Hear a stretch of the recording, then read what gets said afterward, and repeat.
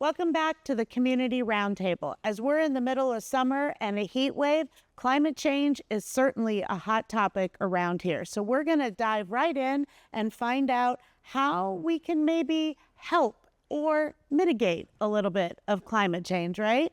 So Juan, why don't you tell us some of the most significant pollution forces that we have here in California? Yeah, in California, specifically in the Inland Empire, a lot of our pollution is driven by vehicle exhaust. As you know, we have become kind of the center of a logistics boom with a lot of diesel traffic on our roads, and that diesel exhaust and the car exhaust is a real big contributor to both the particulate matter that we have in the air and ozone.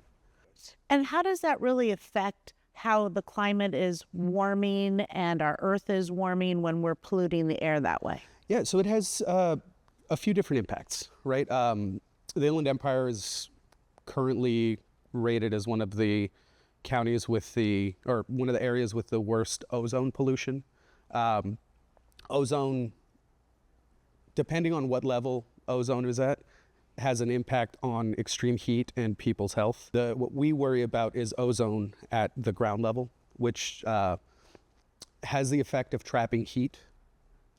I always think about it as, when you sit in a car with your windows up on a hot day, how the heat just kind of keeps increasing.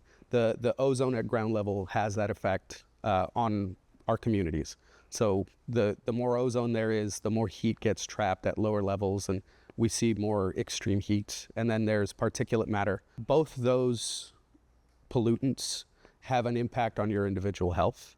What regions do you feel are becoming more prone to the fire season now because of the climate change? Yeah, so as a part of our work through the County of Riverside, we really try to focus on our most underserved communities.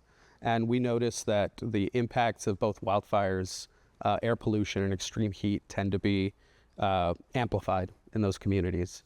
Is there any kind of plan? I mean, we're just in the start of what is considered California's fire season here. And what are some of the mitigation things that are going on right now? And what should we plan for? So a lot of our planning around fire mitigation sits with our emergency management department. And they have a variety of different tools and resources available to the community. So they offer CERT trainings and LISTOS trainings. Similar trainings, the CERT one's a little bit longer than the LISTOS, but they help train individuals in our community on how to prepare for these emergencies, not just wildfires, but, earthquakes, any other form of natural disaster. More importantly, how to prepare, their families for these events. And there's a real big push to train as many people as possible so that when an emergency happens, whether it's climate related or not, they're prepared and have the resources available to make it through until we can kind of get things back on track. Wow, such great information. And I think we could continue talking about this for several hours. So is there a resource page that we can give to the audience to find out? Yeah, there's various resources for the climate justice program. If you go to our ruhealth.org webpage, you'll find our climate justice website.